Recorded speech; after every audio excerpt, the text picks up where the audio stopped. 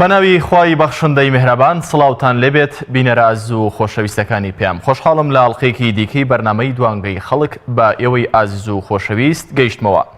بەڕێزان لەم ماوەی هەڵبژاردنەکاندا هەموو ڕۆژێک کاتژمێر 4 سەر لێوارە بەرنامەی دوانگەی خەڵک ئێوە دەدوێنێت، قسە لەگەڵ ئێوە دەکات و کەناڵی ئاسمانی پێم شاشەی پێم تەرخان دەکرێت بۆ ئێوە بۆەوەی کە لە ڕێگەی سەرنج و تێبینیەکانی خۆتانەوە بابەتەکان دەوڵەمەندترکەن، بابەتەکان هەمەڕەنگترکەن. بۆیە ئەمڕۆژ تەوەرێکمان بۆ داناون بۆچی دەنگ بە لیستی 194 کۆمەڵی ئیسلامی کوردستان دەدەیت.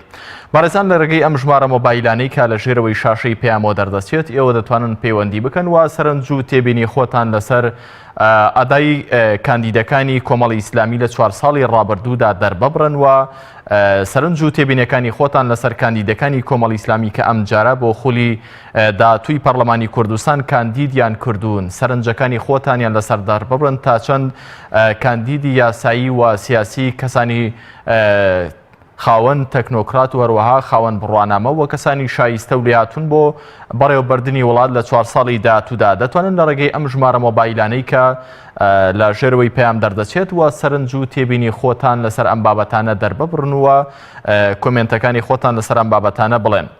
بەڕێزان پرۆسەی دموکراسی ڕاستەوخۆ ئەم پرۆسەیە کە زۆر بابەتی هەمەڕەنگی فکری لە خۆی دەگرێت، پرۆسەیەکە کە لەم چەند ساڵی دواییدا هەژمون و گلۆبالیزیشنێکی بەسەر جیهان بەگشتیدا کردووە.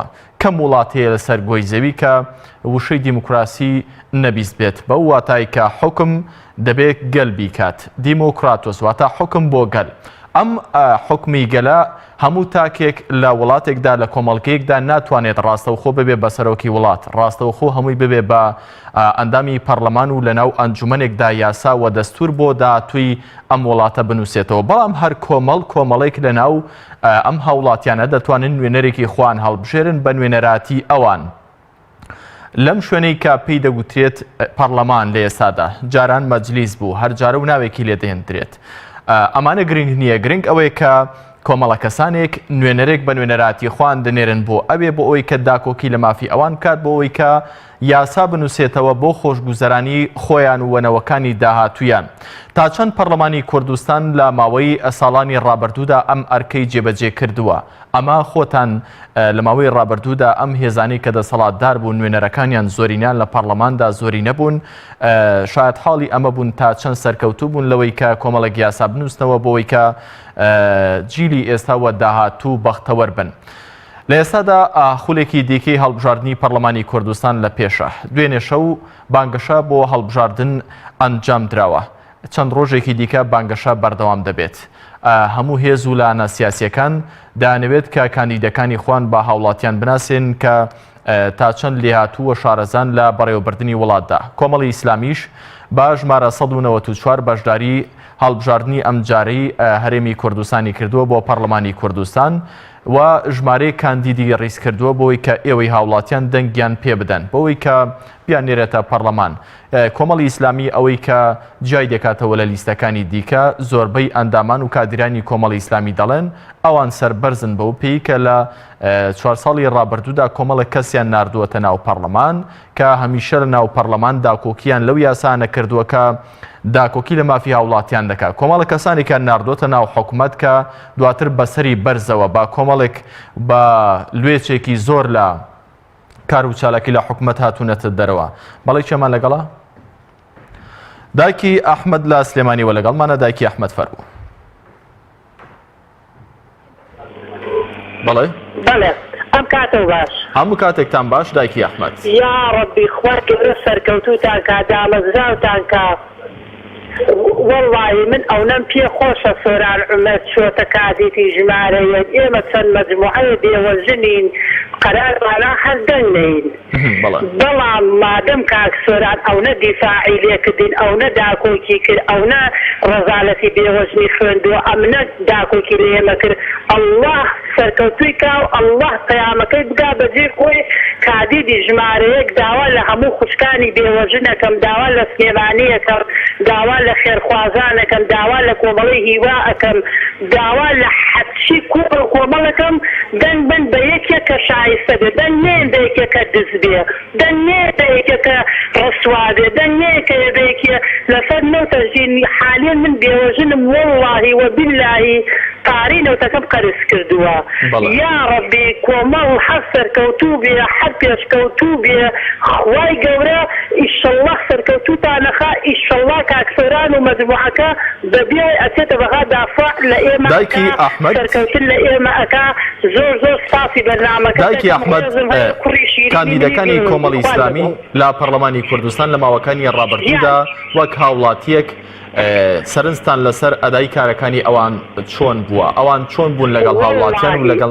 دەنگدەرانی خۆیان بووە یەکیان خۆ من دوو جار چوومەتە ڕێکخراوەکەیان داوای یارمەتیم کردو وەڵڵاهی وەبیللاهی نەسەر بە کۆمەڵم نەسەر بە هیچ یارمەتی تا بەبێ جیاواز والله دەست نانێ بەڕووتۆ والله زۆر زۆر سەرکەوتون ئەڵڵا سەرکەوتوتان کا ئەڵڵا یارمەتیتان بە من لەلایەن خۆم و چل بێوەژنین قەرارمان نادەن بین بە کاکە سۆران عومەر لەبەر ئەوەی لە هەموو کۆمەڵێکان لە هەموو ڕێکەوتنێکان لە هەموو تشگیری بێوەژنی کردووە. ئامۆژگاریتان چییە بۆ دایکان و خوشکان؟ دەست پێم بڵێ دەنگ بین بە کامە کابرا حەزت والله داواکارم لە خوشکانی بەڕێز داواکارم لە سلێمانی خۆشەویست داواکارم لە دایکی شەهید دایکی بێوەژن هەموویان دەنگ بن بە کاک سۆران غەیری ئەو کەس دەفاعی لە بێوەژن نەکردووە بەو خوایە دەنگی پێ بن یعنی لە بۆ دایکی ئەحمەد لە سلێمانیەوە سپاس بۆ سەرنج و تێبینەکانی بەڕێستان. کاک محەممەد لە سلێمانیەوە لەگەڵمانە فەرموو. کاک محەممەد کاک محەممەد لە ڕێگەی مۆبایلەکە و گوێم لێ بگری سپاس دەکەم. بەڕێستان فەرموون چی سەرنج و تێبینێکتان بەڵێ فەرموون. کاکە من ناوم محەممەدە. بەڵێ فەرموو کاک محەممەد گوێم لە دەنگی بەڕێستانە. من جەماعەتی کۆمەڵەی هیوای کوردستانم 55 ساڵ پارتی بووم نەک گوڵان پارتی نییە گوڵان حەقی بەسەرەوە دیە بەس ئێستا وەختە تەماشاکەم عەلی باتیل کەسێ هەوڵ نادا تەقاویتی باسێکی تەقاویتی بکە یان بڵێ تەقاویتی بۆ ئەم پارەی لێ برن مەسعودەی خوا من داوام لە جێعانی بەغا کردووە لە کاکەگیان ئێمە چوار سەد دینارمان بۆ داناون کاوناتان داتێ تەماشاکەم عەلی باتیل بەس حەولی گەرمیانەدا گەرمیانەوە بکە و گەرمیانەوە بکە ئەی باشە تەقاویتی دانا و سوالەکاتی بکە بەس ئێمە تەبای فەهمە پارتی نییە درۆکە ئەمە گوڵانە. کاک محەممەد من لە تۆ تێناگەم کێشەی بەڕێستان چییە؟ کاک محەممەد کە گوێ لە دەنگی منە لە ڕێگەی مۆبایلەکەەوە گوێم لێ بگری سپاس دەکەم. کێشەکەی ئێوە لەگەڵ کێیە؟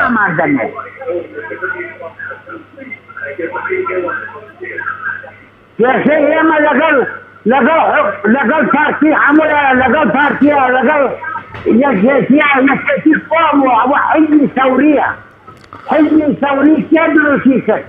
بەڵێ سپاس بۆ کاک محەممەد لە سلێمانیەوە سپاس بۆ سەرنج و تێبینیەکانی بەڕێستان بەو هێوایی کە گرفتەکەتان و کێشەکەتان چارەسەر بکرێت. کاک هاوڕێ لە هەولێرەوە لەگەڵمانە. کاک هاوڕێ فەرموون.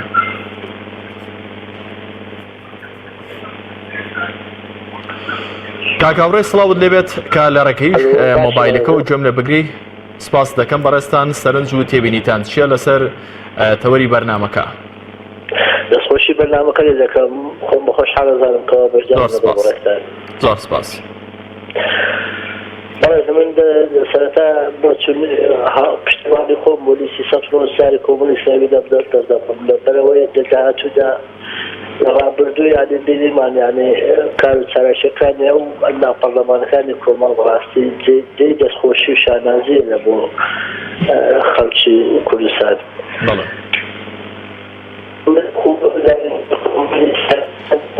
بەڵام بەڵکو دەنگدان بڵیارم داوە دەم بە سەرچۆنەوەسای کۆمەڵی ئیسلامی بدەم. کاک هاوڕێ بەشێکی دیکە لەم هاوڵاتیانەی کە پەیوەندیان کرد بە هەمان شێوەی بەڕێستان وتیان بڕیارمان داوە کە دەنگ بە لیستی کۆمەڵی ئیسلامی بدەین. هەندێکیان دەڵێن ئێمە هیچ کاتێک کۆمەڵی ئیسلامی نەبوون. چی وای لە هاوڵاتیان کردووە کە کۆمەڵی ئیسلامی بەم شێوەیە لەناو دڵی هاوڵاتیاندا جێگەی خۆی بکاتەوە و هاوڵاتیان بۆ لای خۆی ڕابکێشێ لە کاتێکدا کە لە ئێستادا دەبینین کە بەشێکی زۆر لە هاوڵاتیان ناومێت بوون لە پرۆسەی دەنگدان.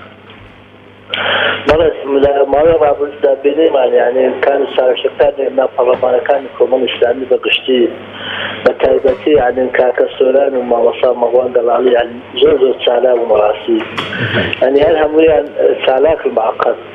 من بۆیە یعنی بڕیارم داوە کە پشتگیری خۆم بۆ لیستی سەتۆمەچاری کۆمەڵی ئیسلامی دەرەوە. بەڵێ سوپاس بۆ کاک هاوڕێ لە هەولێرەوە، سوپاس بۆ سەرنج و تێبینیەکانی بەڕێستان. باوکی نیشتیمان لە دووز خورماتووە لەگەڵمانە. فەرموو باوکی نیشتیمان. سلام علیکم. من و پێشمەرگەیەک ئەم تەلەفۆنم کردە. فەرموو عەلەیکە سەلام. ئێوە چاوی ئێمەن. فەرموون باوکی نیشتیمان. دەستخۆشی لە کەناڵی پەیامەکەم ئیشەڵا سەرکەوتووە لەبەرەوەی کۆمەڵی ئیسلامی حیزبێکە ها لە خەمی پێشمەرگەیە. ئێمە لە 16 ئۆکتۆبەر وەکو خەڵکی دووز خورماتوو گشتمان ماڵ و حاڵمان جێش فرۆشمانیان بەرابەر مقابل ئەو چواربند کورسیەکەوە بوو بەغا هەڵیان بژار. بەڵێ داواکەم لە خەڵکی کوردستان دەنگ بدەنە لیستی کۆمەڵی ئیسلامی لەبەڕێی مێژوویان پاکە بوسڵمانن ئەهل مزگەفتن. ئێمە چەند ساڵەوە سەوا چویمانە دەنگدێنێکی پارتی. داوا لە جەماوەری خەڵکی کوردستانەکەم بێن حەڵ ناوچەدا بڕاوەکان بینێ بزانە چیمان وەسەرا هاتەیە. شەرەف و کەرامەتمانیان فرۆش لە بەرامبەر 4 کورسی. ئەم 4-5 ساڕۆکەشان دریاوە دیموکراتەوە لە کۆیە. ئەمە داواکارم بەرپرسەکانی کۆمەڵی ئیسلامی و حیزبەکان تریش بە ئەوانەی مەعارەزەن داواکارم وریا بن ئەمەیشە نەکوم ئەمەی دیموکراتێکی پارتی فرۆشتۆیان بەرامبەر چەند کورسیەک لەبەرەوەی خەڵک ناومێدە تێرە سەر سوقەکان دەنگەکەی وەزە هەڕوا. لەبەر ئەوەی ئێمە زۆر ڕەزالەتمان بینیوە. داواتان یەکەم ئەمانە بەس نایان شنگالیان دیت چی شنگالیان چی لێکرد. ئەمانە بڕۆن کاتی خۆی کوردیان فرۆشت ڕۆین 15 ئێرانیان هاورد لە کەروکیاندا لە حکومەت عێراقی لەبەرەوەی هەڵەبجیان چی وەسەرا کرد. ئەمانە مێژوویان پیسە. داواتان لێ ئەەکەم داوا لە هەموو خەڵکێکم دەنگەنە کۆمەڵی ئیسلامی لەبەرەوەی حیزبێکی بوسڵمانە. باوکی نیشتیمان بەڕێستان بۆچی ڕۆیمانە دەنگەدێنم چی وای لێ بەڕێستان کردووە کە دەنگ بە کۆمەڵی ئیسلامی بدەن؟ بەشێک لە هاوڵاتیان بێزارن، هەموو هێز و لانە سیاسیەکان بێک چاو سیر دەکەن و ناومێد کراون. چی وای لە بەڕێستان کردووە کە لە کۆمەڵی ئیسلامی سارد نەمونەتەوە؟ من خۆم پێشمەرگەم ئەزارم ئەمانە دەربەست پێشمەرگەش نایان حتا پێشمەرگە شەڕیان پێکرد دەربارەی داعش شانە باڵ پێشمەرگەی هاوڵاتیانە شەڕ داعش نەما ئەویشەوە پارە کردویان. ئێمە نەمانەزانی وامانزانی پارێزگایی لە خاکێت و مەزمەوە پارایکەنێکی پارتی خاک درۆی لایەوان ئەوان بەس زای ئاواتیان چی ئاواتیان دوو جشە دزی و زیناکردن. کاندیدانی کۆمەڵی ئیسلامی تا چەند لەم دوو سیفەتەی بەڕێستان باسان کرد تێوەگلاون یاخود ئەوان دەست و دایان پاکن؟ من متابعی تەلەڤیزۆن زۆرەکەم. کۆمەڵی ئیسلامی کاک سۆرا عومەرێکتانەیە داکۆگی لە پێشمەکە زۆرەکە پیاوێکی بەڕێزە کە عەفستەرێکتانەیە خۆممان بینی لە کاتی سێرانگاکانە خۆی ئەو شارعانی پاکۆ کرد. چی بەرپرسی ئەماکە؟ ئەوە مامۆستا عەلی بابی پیاوێکی بەڕێزە مێژووی پاکە لەبەر خیانەت براگەی خۆی کورد. چی بەرپرسێکی کورسانی براگەی خۆی بگوێ لەبەرەوەی کە خیانەت بکە؟ ئەمانە دزە مێژویان پیسە. داواکەم لە خەڵکی کورسان بەسە حتاکەی گێلی کورە گێلمەوە کاکە مەکەبنە دوایەمانە. ئەمانە هەزار خاک فرۆشتن لای وەگا خواردنەوەیە ناموس و شەرەف تەفرۆشن هەر وڵای خاڵێرە نایە. بۆیە ئەمە دواوتەمە یا ڕخوای گەورە لەستەکە بەخوا برا. من وەکو پێشمەرگەیە قساکەم وەزعمان زۆر خراوە لە دووس خورماتوو داوات لێم کەس دەمەم دزێنە نەدا کۆرەمانە مێژویان زۆر پیسە. زۆر سپاس بۆ بەڕێستان باوکی نیشتیمان لە دووس خورماتووە. کاک بارزان لە باریکەوە لەگەڵمانە. فەرموو کاک بارزان. السلام علیکم. عەلەیکە سەلام وەرەحمەتوڵڵاه. دەستخۆشی بۆ بەڕێستان. زۆر سپاس بۆ بەڕێستان. داوا لە هەموو مسڵمانانی کوردستانەکەم بچن دەنگ بدەن بە 194 چونکە بەڕاستی ئەم کەسانی دەستپاک و داوێن پاکن. بەڕاستی ئەم کەسانە شیانی ئەوەن کە شایەتیان بۆ بدەیت و ئەم کەسانە کەسێکی ئەگەر لە میلەتیش نەترسن لەخوا ترسن خۆفی خۆیان لە دڵایە ئەو کەسانە ئەەکەم هەر هەمووی خەڵک بچێ دەنگی خۆی بدا ئەو کەسەی کە ناسێ سادت ئەکاتەوە بۆ دەنگدان یان دیارە سەر بەدەسەڵاتە یان ئەوێ خەڵکەکە ساد بکات و هەر نەچێت بۆ دەنگدانەکە دەسەڵاتی پارتیوێکێکی بەدەست حەزی بەدەسەڵاتی ئەوانە کەچیان پێ بکرێت ئەم ڕژێمە هیچ وەکو ڕژێمی بەحث وایە چی بە میلەتە ئەکا ڕژێمی بەحثیش هەر ئەوەی بە میلەتە کردووە. زۆر باش.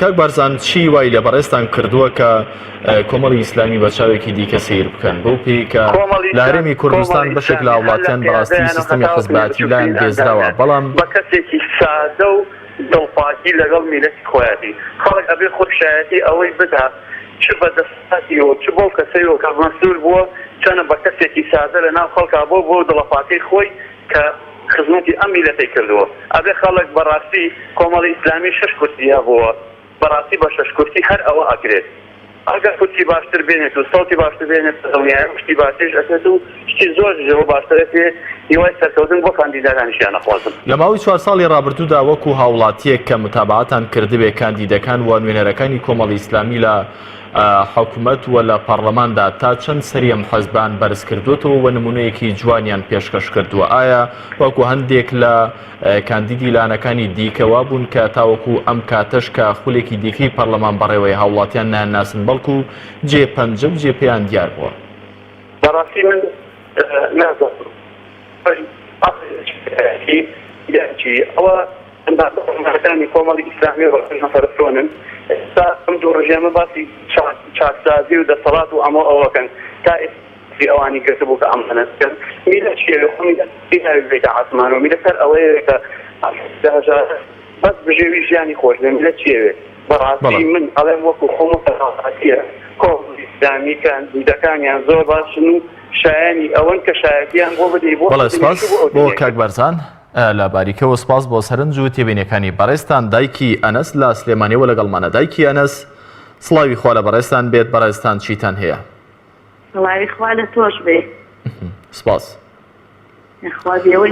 لەسەر تەوەری بەرنامەکە چیتان هەیە؟ بەڕێستان وەکو وڵاتیەک تەوەری بەرنامەکە ئەوەیە بۆچی دەنگ بە لیستی 194 کۆمەڵی ئیسلامی کوردستان دەدەن؟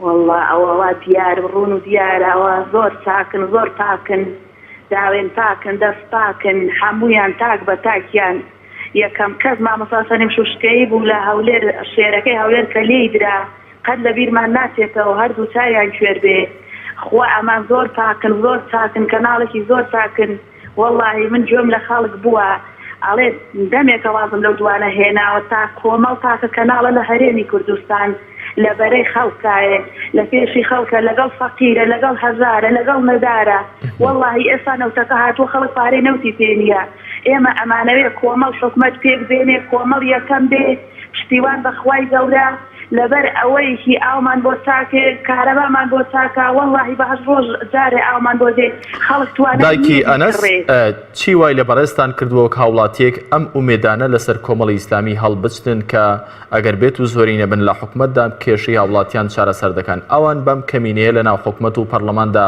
نمونەیەکی وەهایان پێشکەش کردووە جیا لە حەزبەکانی کە؟ بەڵێ واللهی ئەمان تاکە کەناڵ و بە کەمێک ئەوەیان کردووە تاکە هیچ بن بە کەمێک ئەوەیان کردووە ئەگەر زۆرتر بن باشترەکەن بۆ خەڵک ئومێدمان پێێتی ڕابردوومان بینیوە 4 ساڵی پێشترمان دیوە ئەو هەموو مەلایەنوە دەرناو ئێمەمانێ مامۆستایانی ئاینی بچنەوە سەر وتارەکان و قسەمان بۆ بکەن هینا خەڵک بەرەو هەڵدێرە ڕوا ڕابردویان تاکە چەند بینی ومانە کاکە خۆزانین خەڵک ئەڵێ کۆمەڵ مەردە کۆمەڵ تاکە کەناڵە ئەڵێ هەموو دەنگە دێن بۆ بەخوا ئێمە لە 100 بەرەو ژوورین دەنگیان پێدەین. بەڵێ سپاس بۆ دایکی ئەنەس لە سلێمانیەوە سپاس بۆ سەرنج و تێبینەکانی بەڕێستان. بەڕێزان ئەم جارە لەم خولەی هەڵبژاردننی پەرلەمانی کوردستاندا کۆمەڵێک حەزب بەشداری لە ئەم هەڵبژاردنەدا دەکەن تیایدا منافەسە دەکەن و پێشبڕکێ دەکەن بۆ بەدەستهێنانی زۆرینەی کورسیەکانی پەرلەمانی کوردستان بەوەی کە لە ڕێگەی دەنگدانەوە زۆربەی کورسیەکان بەدەست بێن. کاکرامین لە قەڵازێەوە لەگەڵمانە. کاکرامین فەرموون. باشی ئەم کاتت باش؟ هەموو کاتێکتان باش کاکرامین. زۆر سپاس دەستخۆشی ئەو بەرنامەیەت لێ دەکەم. سپاس بۆ بەڕێستان. من وەکو پێشمەرگێ قسە دەکەم. فەرموو کاک رامین. زۆر سپاس. بەڕاستی حیزبی کۆمەڵی ئیسلامی تاکە حیزبە لە کوردستان کە جێگای متمانەی خەڵک بێت. باش. بۆیە من داوا لە خەڵکی کوردستان دەکەم هەموو بە یەک دەنگ بدەن بە لیستی کۆمەڵی ئیسلامی لەسەر سندوقی دەنگدانەکان هەمووی دەنگ بدەن بە لیستی کۆمەڵی ئیسلامی لیستی 192. بەڕاستی تاکە حیزبە کەسی متمانەی خەڵک 94. کاک رامین چی وای لە بەڕێستان کردەوە گەنجێک بەم جۆرە داوا لە هاوڵاتیان کە نەکەر خۆتان داوا لە هاوڵاتیانیش بکەن کە دەنگ بەم لیستە بدەن. ئەوان نمونێکی جوانیان پێشکەش کردەوە یاخود وەکو هێزەکانی دیکە بوون لە حکومڕانی و لە پەرلەماندا؟ نەخێ بەڕاستی ئەوان زۆر شتی جوانیان پێشکەش کردووە بە میلەت وەسوودی زۆر باشیان بە میلەت و بە خەڵک گەیاندووە و من بۆیە ئاوا بۆ شێوەکۆ کە داوا لە خەڵکی هەرمی کوردستان دەکەم کە دەنگ بدەن بە لیستی کۆمەڵی ئیسلامی. بەڵێ پێتان وایە کە ئەو کاندیدانەی کۆمەڵی ئیسلامی ئەم جارە نیشانی هاوڵاتیانی داون و کاندیدی کردوون بۆ پەرلەمان تا چەند دەتوانن وەکو کاندیدەکانی خولی ڕابردووی پەرلەمانی کوردستان سەرکەوتوو بن لە ئادای خۆیاندا؟ بەڵێ تا چەند ئەم کاندیدانەی کە ئەم جارە کۆمەڵی ئیسلامی کاندیدی کردوون بۆ پەرلەمان پێتان وایە سەرکەوتوو دەبن وەکو کاندیدەکانی خولی ڕابردوو؟ بەڵێ بەڵنیاییەوە سەرکەوتوو دەبن بەڵنیاییەوە سەرکەوتوتریش دەبن لەبەرەوەی بەڵێ حیزبی کۆمەڵی ئیسلامی تاکە حیزبە بەلایەوە لە هەرێمی کوردستان کە خەڵک متمانەی خۆی بداتێ داواش لە خەڵک دەکەم کە هەمووتان دەنگ بدەن بە لیستی کۆمەڵی ئیسلامی. بەڵێ سپاس بۆ کاک رامین لە قەڵاتزێوە. زۆر سپاس بۆ سەرنج و تێبینەکانتان. بەڕێزان دایکی نالیمان لەگەڵە لە ڕانیەوە. فەرموو دایکی نالی لە ڕانیەی دەروازەی ڕاپەڕینەوە. فەرموون. سلام علیکم. عەلەیکی سەلام و ڕەحمەت الله. دەستخۆشی بەرنامەکەتانی دەکەم. زۆر سپاس بۆ بەڕێستان دایکی نالی. بەڕێستان سەرنج و تێبینیتان چییە لەسەر لیستی کۆمەڵی ئیسلامی کوردستان تەوەرەکامەیە بۆچی دەنگ بەم لیستە دەدەن هاوڵاتیان؟ وڵی ڕامان لەسەر کۆمەڵی ئیسلامی تاکە کەناڵە لە کوردستاندا کە شایستەوەی گوێی لێڕابگری و کە پشتی پێ ببەستی ئەوجا ئەو کاندیدانێک کە دەنگیان پێ دەدەی ئەنی سیقەمان پێن کە خیانەتمان لێ ناکەن. کاندیدی لایەنەکانی دیکە لەگەڵ خوا ڕاست بێ لەگەڵ میلەتیش ڕاستە. کاندیدی لایەنەکانی دیکە خیانەتیان لەگەڵ دەنگی دەنگدەرەکانیان کردووە؟ هەر بە دڵنیاییەوە هەر وەک ڕۆژی وڵات دیارە خۆ ئەی کواتیان بۆ کردوین. زۆر باشە. کاندیدەکانی هەر خۆ لە خەتی جێلی دەدان لەنا هەر دەنگیان بەزم خەتای حکومەت ناگرم خەتای خەڵکەکە دەگەم کە هەڵی دەبژێرێ شتێک هەڵبژێرە کە جێی سیقە هەبێ کە سپێنێ بتوانێ عنی گلەی لێ بکەێت تۆ گلەی لە کەسێک بۆ فای بۆ خۆی نەبێ و فای بۆ میلەتی دەبێ. زۆر باشە. گەندەڵی دستی هەموو شتێک نەنەوتەیە نە ئاو هەیە نە کارەبە هەیە یعنی دایکی نالی سادەترین ژیانی سەرەتایی نیمانە ئەی خەتای خۆمانە دەنگیان پێ دەدەین دەنگیان پێ مەدەن ئەو جارێ بە کۆمەڵی ئیسلامی تاقیکەنەوە ئەگەر باش نەبوون هەڵیان مەبژێرنەوە. زۆر باشە. کاندیدەکانی کۆمەڵی ئیسلامی لە ماوەی 4 ساڵی ڕابردوو هیچ جیاوازیەکان هەبوو لەگەڵ کاندیدەکانی دیکە ئەوان چیان بۆ هاوڵاتیان کردووە جگە؟ وڵات زۆریش جیاوازیان هەبوو هەر نەبێ ئەگەر حەق دەڵێن کە دەسەڵاتیان نەبێت لە حکومەتەیە خۆ حەقەکەی دەڵێن. ئەوەی کەعدوستار ئەوەندەی کە لە ئەوەی کوشت و کاڵی هەیە چەند بەروبووم چەند زیادی کرد کۆ خیانەت کەواتە کاندیدەکانی کۆمەڵی ئیسلامی لە حکومەت و پەرلەماندا کەسانی بوێر وە کەسانی لێهاتوو بوون جێپەنجان دیار بۆ لە کارکردنیاندا؟ ئەرێ وەڵڵا چۆن یعنی چۆن ئینسان خیانەت لە چای خۆی ناکا خیانەت لە میلەتی خۆیان ناکەنەوە دەی متمانن دەی پشت پێوەستن هەر هەمویان باشن بەڵام بە تایبەتی کاک سۆران عومەر زۆر باشە دەنا هەمویان هەر باشن نەخوا بەزیاد بێ ئەمینن ئامانن دەست بە دەست نوێژن خیانەت ناکەن ئەو جا کەناڵەکە چەند بەڕێزە ینی هێز منداڵێک یەک دقە ئەگەر تۆ لێ ڕابگرێ سوودی لێ دەبینێ بەس کەناڵەکانی کە شیرازی خێزانیان تێکداوە ینی گەیان لە ڕووداکی هەڵدەگەڕێتەوە ینی هەموو ئەوکان ئەو کەناڵ ئەو شتانێ ئەوم دەمە دووبارە دەبرێن مێناو خێزانەکان ئەی چۆن سەرکینێ ئەزە هەر خەسخانی بەخشین لە سلێمانیا چەند ئیسوادەیە خۆزگا هەستا ڕانیێش. بەڵێ سپاس بۆ دایکی نالی لە ڕانیەوە سپاس بۆ سەرنج و تێبینەکانی بەڕێز. زۆر سپاس بۆ بەڕێستان. دایکی زەید لە کۆیەوە لەگەڵمانە. دایکی زەید سڵاوی خۆی گەورەتان لێبێت. بەڕێستان سەرنجتان چییە لەسەر تەوەری بەرنامەکە؟ سلام علیکم مامۆستاجان. زۆر سپاس بۆ بەڕێستان. دەستخۆشیت بەرنامەکە لێ دەکەم. زۆر سپاس بۆ بەڕێستان دایکی زەید. هیوادارم ئینشاءالله سەرکەوتوو بن پلەی یەکەم بەدەستبینن بە ئیزنی خوای گەورە. ئینشاءالله. بەڕێستان سەرنجتان چییە لەسەر تەوەری بەرنامەکە بۆچی دەنگ بە لیستی 194 کۆمەڵی ئیسلامی دەدەن؟ کاندیدانی ئەم حەزبە و ئەم حەزبە چ جیاوازیەکی هەیە لەگەڵ حەزبەکانی دیکە؟ وەڵڵی لێ دەنجیان پێ دەدەم دامن تاکن دەست بەدەست بێژن لێ ئەلحەمدوللا دەنگمان هەر لۆ کۆمەڵی ئیسلامیە و هەر دەنجی لەوان دێن ئینشاءالله ڕەحمان. ئینشاءالله پلەی یەکەم بەدەستدێن بە حەولە قووەتی خوای گەورە بە ئیزنی خوای گەورە. چ جیاوازیەک هەیە لە نێوان کاندیدێک کە دەست بەدەست نوێژ بێت و دیندار و لەخواترس بێت لەگەڵ کاندیدانی دیکە کە ئەم بابەتانە نەزانن؟ والله کۆمەڵی ئیسلامی و یەکگرتو لەخوای گەورە بەزادی هەمویان دەست بەدەستێن مامۆستای چاکن و ئینشاءالله ڕەحمان سەرکەوتوو دەبن. زۆر درمان پێتان خۆشە لەخوای بەزاد چووکە دەست بەدەستێژن دەست و دامان پاکن لەخوای گەورە بەزیاد بە ئینشاءالله ڕەحمان پلەی یەکەم بەسەر بەشکم ئەو دینە پاکە بەسەر دەکەی بە حەولە قووەتی خوای گەورە و مهرەبان. بەڵێ دایکی زەید سوپاس بۆ سەرنج و تێبینەکانی بەڕێستان. هیوادارم لە خوشک و برایەکانمان زۆر سوکاتی بە حیزبەکان بۆیان دەکە هەر کەسە لە خۆی دەزانێت ڕێی خۆی و چێ دەستمە چێ دەنگ و چێدا بەس یعنی سوکاتی نەکەن بە بەیلۆکە تەلەفۆن دەکەن هەر کەسە لە خۆی لە خۆمان دەزانین چێ دەست پاکە چێ دەست دان پاکە و چێ باشە و چێ چاکە خۆمان ئەو کەسان هەر دەبژێرین. بەڵێ سپاس بۆ دایکی زەید سپاس بۆ سەرنج و تێبینەکانی بەڕێستان. کاک عەبدوڕەحمان لە تەکیەوە لەگەڵمانە. کاک عەبدوڕەحمان فەرموون. السلام علیکم. عەلەیکم السەلام ورحمەتوڵڵاه الله. وانی برای بەڕێزم باش. زۆر سپاس بۆ بەڕێستان. برای بەڕێزم من ئەمەوێ ڕاستاوانە برێم کۆمەڵی ئیسلامی تاک بە تاکیان دەست بە دەستنوێژ پاک و تەمیز هەر ئەوە تا ئەرێ سەحابەکانی چواردەوری پێغەمبەری خوانی صلی الله علیه وسلم. بەڵێ داوا لە جەماوە دەکەم ئەی جەماوە ئێوە هەتاکەی لەو خەوە هەڵماسن هەتاکەی بە دەنگ بەم گورگ و چەقەڵانە بن هەتاکەی کورە لە خەو هەڵسن بەستێتی کورە ملەتیان فرۆش کورە ملەتیان بێشەرەف کرد بڕۆ هەچی گەنجی کوردستان هەیە هەر هەمووی سەی مۆبایلەکانیان کرد زانە چی تایە؟ بەڵێ لە ناوچەوانی ئەمانەوە داوا لە هەموو خەڵکەکەم دەنگ بە قورئانەکەی خوا کۆمەڵی ئیسلامی قورئانەکەی خۆی هەڵبردووە خۆ هیچ تری پێ نییە تەنها قورئانەکەی خۆی.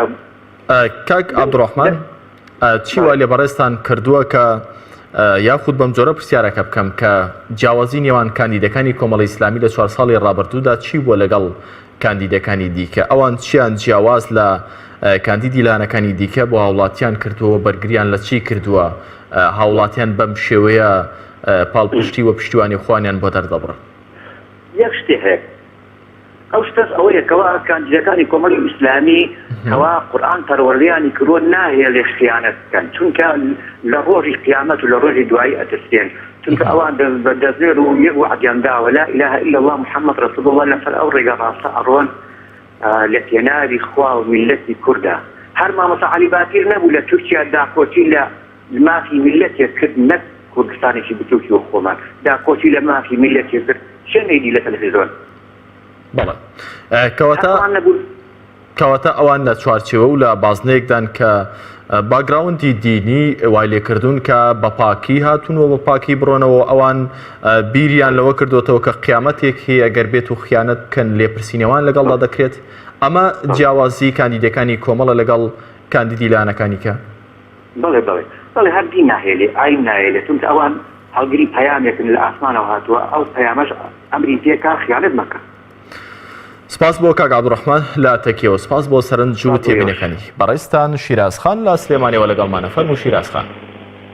ئەم کاتت باش هەموو کاتێکی بەڕێستان باش. دەستخۆشی ئەم بەرنامەت لە یەکەم و هیوای سەرکەوتنتان بۆ خوازم لەگەڵ بەڕێزیشتان سپاس.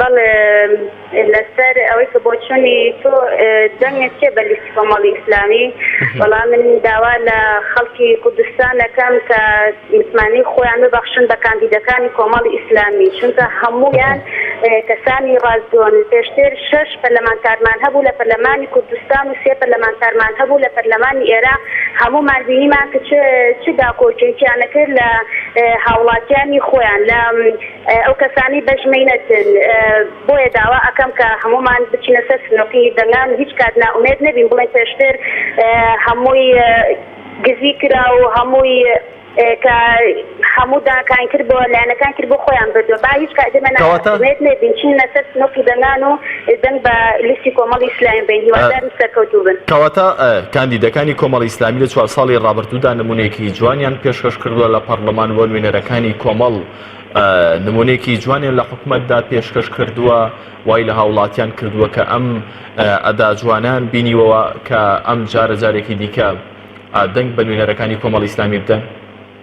بەڵێ بەڵێ بە دڵنیاییەوە ناڵم 6 پەرلەمانتارمان هەبوو زۆر شتیان بۆ کردوین یا ئەڵێن باشە بۆ شتی زیاتر ناکەن با بە هەرەوە ناحکمیانێ لە دەسەڵاتدا چی بکەن یا بەتایبەتی کاک سۆران عومەر مامۆستا عەبدولستار مەجید وەزیری کوشت و کاڵ ئاگامان لێ بوو کە چ شتێکی کردە بۆیە داوا لە هاوڵاتیانی کوردستان دەکەم بەتایبەتی گەنجان چنە سەر سنووقی دەنگدان و دەنگ بە کۆمەڵی ئیسلامی دەنگ بەڵێ سپاس بۆ شیرازخان لە سلێمانی سپاس بۆ تێبینیەکانی بەڕێستان باوکی یانەس لە سلێمانیەوە لەگەڵمانە باوکی یانەس سڵاوتان لێبێت و ئەم کاتتان باش بەڕێستان چیتان هەیە لەسەر تەوەری بەرنامەکە.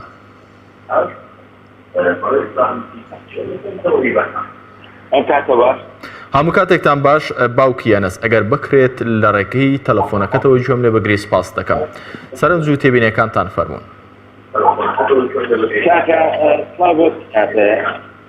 من یەک شتەڵێم لەم ئەگەر لێمۆکرێن سیاسەتی کۆمەڵ سیاسەتێکی خەڵق بوو ڕەأسەن عەلا عەقیل.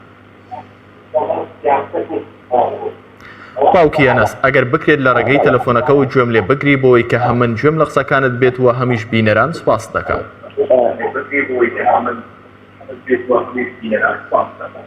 بەڵێ کۆمەڵی ئیسلامی هەندێک سیاسەت واڵی هەبوو 6 کورسی هەبوو هەندێک کەس بتوانێتیان بەڵام لە دوایە ئێستا هەمومان نەزانیت کە کورسیە زیاتری نەهێناوە قەناعەتە هەبێ ئەم کارە ئەو کورسیەش ناهێنیا نازانم ئێوە ئینجازاتان چی بوو ئینجازاتان نافحاتە سەحابتان جسرتان دروست کردووە نازانم ئەم هەموو یاحتیزات شتە چی ئەیکەن ئەم هەموو سوکایەتیە چییە دوای بەعزێک کەس ئەکەون سوکایەتی بە یەکێکی پارتیەکەن نازانم یعنی ئینجازاتی ئێوە چی بووە. باوکی ئەنەس لەناو یەک قەوسێک گوێ لە من بگری لەوە زیاترتان نییە. باوکی ئەنەس بڵێ سۆران عومەر گەورەترین زەرەری لە ئێوەیەوە ئێوە ئەو فەخر و احتیزازی پێوەڵەکە. باوکی ئەنەس ئەم سوکاتیانەی کە بەڕێستان ئاماژەتان پێکرد لە ناو قەوسێکدا کە ئێمە بە حەزبەکانی دیکە کردومانە ئەگەر ئاماژان پێ بکەی سپاس دەکەم جگە لەو بەرچاوڕوونانەی کە کۆمەڵی ئیسلامی لە ڕێگەی ئەم کەناڵەوە بە هاوڵاتیان گیانوە. ئێوە دوای بەعزی ئەحزاب ئەخەوەن کە بەس ئیعلاماتیان هەیە و ئیعلاناتیانەوە و ئیعلاناتی ناسینیانەیە و دووبەرەکی لە بینی خەڵکە ئەمێنەوە کاتێ ئێوە سیاسەتان لە پەرلەمانە خەڵک بوو نازانم ئێوە ئەڵێن هەموو ئینجازات کاتی کاتی دەکات داچی وڵات دەست بە دەستێت يعني أيام هني أيام كافرين يعني خلصي تبدأ تدزنيوش بيبقى جنات عندك كان دي بيودة تدزنيوش لبنا وسياسة كان طلبوا زور باشا كاك باوكي أنس سياسة خود على السوا وەکاوڵاتیەک سەرنجەکانتان بەرز ڕادەگرین باوکی ئەنەس بەڵام پرسیارێک لە بەڕێستان بکەم وەکو هاوڵاتیەک ئەمەی کە لە میدیاکاندا باز دەکرێت هاوڵاتیان لە حکمی چێ بێزارن لە هەرێمی کوردستان ئایا کۆمەڵی ئیسلامی حکومەتی لەبەردەستدا بۆ بۆی کە هاوڵاتیان لێ بێزار بن یاخود ئەمەی کە هاوڵاتیان باسی دەکەن دوو حزبی دەسەڵاتدار لە هەرێمی کوردستاندا عزیز و بەڕێز و خۆشەویستم ئێوە یەک شتان نازانم سیاسەت هەتا لە دووبەڵیشدا فەریقی منافقیان بەربی سفر ناکەنەوە ئێوە هەندێک لەو دووەڕە هەندێک لەو ئەحزابانە یعنی ئەوەی بەرامبەری هەموو تەقسیەک و هەموو ساڵانی خێڕت زۆر باشە ئێستا باوکی ئەنەس ئەم شۆڕشەی کە کرا بۆچی ئێستا بە جوانی ئەدای حکومڕانی ناکەن و پراکتیزی حکومڕانێکی ڕەشید و باش ناکەن بۆ وڵاتیانی خۆیان بۆچی هاوڵاتیان پێیان وایە کە دەسەڵاتدارانی هەرێمی کوردستان بە دوای نەوتەوەن بە دوای ئیشی قاچاخەوەن بە دوای کۆمەڵێک شتێ خراپن و میلەتەکەشیان لەملاوە بە تریاک بە ئیعلامی خراپ گێش کردو و هوڕیان کردنەوە گەنج خۆی بە دەریای ئیجەدا دەدات ئەمانە بۆچی هاوڵاتیان لەم وەزعە بێزارن ئایا کۆمەڵی ئیسلامی و پەرلەمانتارەکان و نوێنەرەکانی کۆمەڵی ئیسلامی وای لە هاوڵاتیان کردو بەم شێوە بن خوامان یەک شت ئەڵێم ئێوە محاولە مەکەن سوکاتی بە ئیشی کەسانی بەڵام ئێوە چین ئێوە خۆتان چین بڵێ ئێمە ئەوە ئەکەین بۆ میلەت بەڵام کاتێ تەقیە و ئیش و کاری کەسانی تر تۆ زەربی دەکەیتەوە لە دوجارە خۆتان زەرەرەکەن ئەمە وەکو ملاحەزەیە بۆ حکمەکەتان لەگەڵ ڕێز و پاسم بۆ جەنابە زۆر سپاس بۆ باوکی ئەنەس لە سلێمانیەوە سپاس بۆ سەرنج و تێبینیە جوانەکانی بەڕێستان بەڕێزان کاک حسێن لەکوێوە لەگەڵمانە لە هەولێرەوە لەگەڵمانە کاک حسێن فەرموون کاتت باش هەموو کاتێکتان باش کاکە پێشەشی دەستخۆشی بەرنامەکەتان لێ دەکەم سپاس کاک حسێن بەڕێستان سەرنج و تێبینیتان چییە لەسەر هەڵمەتی بانگەشەکان وە تەوەری بەرنامەکە ئەمەیە بۆچی بەشێک لە وڵاتیان بەم جۆرە وەسفی کۆمەڵی ئیسلامی دەکەن و دەنگ بە لیستی 104 کۆمەڵی ئیسلامی دیدەن بەرێ یەکەم داوەڵایی حیزبەچی بوێرە ناو خەرکی بەڕاستی خۆنادەنە هیچ پەنا حیزبەچی لە پەناسێ بەرێ حیزبە قسەی بکەن بەڕاستی لەقەدەر ئەوەی عزمەی خۆتان دەردەری خۆدا عەم بوێرە ئەوە بنێ سەر بەلایەنێکی بنابسێت و ئیمتیازات و پارە و شتانە بسن بەوە دەپار حیزبە کۆوەشی بەڕاستی یانگو لەسەر قەرارات و پێی خۆڕاوەستانە ئیشاڵڵا سەرکەوتوو دەبن وەڵای بڕیاریشمادە دەنگ بە کۆمەڵی ئیسلامی بدەین مەلا مەریوان گەڵاڵی ئیشاڵڵا هەر سەرکەوتوو دەبن بەڕاستی یعنی ڕابردوو تاپاکە وماسی نینە دز نینە داوەپیز نینە یعنی بەڕاستی شتانە لە گودۆشێ هەنا کەناڵەکەتان دایم قورعان و شتی زکریاتی شتی جوان و ئەوانە دایە سەرێ یعنی هەموو کەناڵەکە بەڕاستی باسە هەتا بەعدا کەس یعنی لە پەنا ئیسلامی یعنی بەزوە نییە لە ئیمتیازات و شتیوانای نییە خۆ بە پەنا حیزبەک دەدا لەوە دولا دەخوا بەس ئەوەی کۆمەڵی ئیسلامی بەڕاستی بێ یعنی بەڕەوی یعنی شتەکاتە جوانە وەوەسە عەلی باقی قسەش دەکات لێ پەشیمان ناکرێ یعنی هەر ئەو قسەش دەکات لەبۆ یعنی دەسەڵاتەکەشتا هەر ئۆردێ برێ ئەگەر عەبدوازەتانە دیفاعتانە بێ لە پەرلەمان ئینشاءالله یعنی بۆش بوێرن و بەسەرێتان خۆتان ئەوە چ بکەن وەقمەتەشی بەلەش پێک بێنن بەس هەر ئەوە شتان پێ دەکرێت شتی جوانیش تاکرێ بەڕاستی سۆرا عومەد دێ دەستخۆشی یعنی بەناسەری و شکەی لەناو هەولێرنا و وەزعی يعني بويري قصي كذا بناهم خشية زارة فزرات بيه لا هو اللي خدنا ثاني بعزادي قصي بكاو يعني هو حرية الشخوذ الحري بس إن شاء الله ستكون هاللونجو يا إن شاء الله شاشن إن شاء الله بتكون جوازة بەڵێ سپاس بۆ سەرنج و تێبینیەکانتان کاک حسێن لە هەولێرەوە سپاس بۆ پەیوەندی بەڕێستان باوکی چیا لە چەمچەماڵەوە کۆتا پەیوەندیە مەڵقەی بەرنامەی دوانگەی خەڵک لەگەڵمانە باوکی چیا سڵاوتان لێبێت بەڕێستان سەرنج و تێبینیتان چییە لەسەر تەوەری بەرنامەکە فەرموون براگەم سڵاوی خۆڵە بەڕێستان زۆر سپاس وەڵا براگەم بەنسبەتەوەی بۆچی دەنگەدەنە کۆمەڵیستان وەڵا من جارێک تێبینی لەسەر قسەکانی باوکی ئەنەس من ئەوە باوکی ئەنەس ئەڵێم ئایا کۆمەڵی ئیسلامی بی خاکی فرۆش ئایا کۆمەڵی ئیسلامی بی پێ مانگارە ڕاتە بۆ پێشمەرگە نادا ئایا کۆمەڵی ئیسلامی بی مامۆستادا بەبەرشە ئیشە جوانەکانی کۆمەڵی ئیسلامی و یەکگوزووی ئیسلامیەکان ئەوە تا خۆڵەکەن ماڵ و ماڵەجەنە مناڵەیەتیم و مناڵە دێوەژن مناڵ سەرکارە لە باوکی ئەنەسێگەم کۆمەڵی ئیسلامی لە کوردستانە چی ئیشێکی خراپی کردووە تا هەربرز دێ لەسەرەوەی کۆمەڵی ئیسلامی لەسەرەوەی بەرزە گەنجەکانمان هەمووی بردووە بە عارەق و بە تریاک و بە نەرگیلە کێشانەوە کۆمەڵی ئیسلامی لەسەرمانە بەربچە تا کۆمەڵی ئیسلامی ماڵ و ماڵ خۆڵەکات زەکات کوردەکات بۆ بەشکەیەتیم و بۆ بەستەفەقی یا من داواکارم برای بەڕێزم خەڵکانی خۆی شتەکان ئاشکرایە کێشەی ئێمە بۆچی کۆمەڵی ئیسلامی لایەنە ئیسلامیەکان لە کوردستانە بۆچی دەنگکەمەتێن کێشەکە ئەوەیە ئێمە هەرە زەربەی گەورە لە لایەنە ئیسلامیەکان بە تایبەتی خودی کۆمەڵی ئیسلامی دراوە دوو جیهادەکیە یەکەمیان سەرلەجیەکان دووەمیان بگرێت ڕاوەکان ئەمانە یان ئێمە لە کوردستانە چەند هەزار ئیسلامیمانەیە 190 بە حساب خەڵکی ئیسلامیە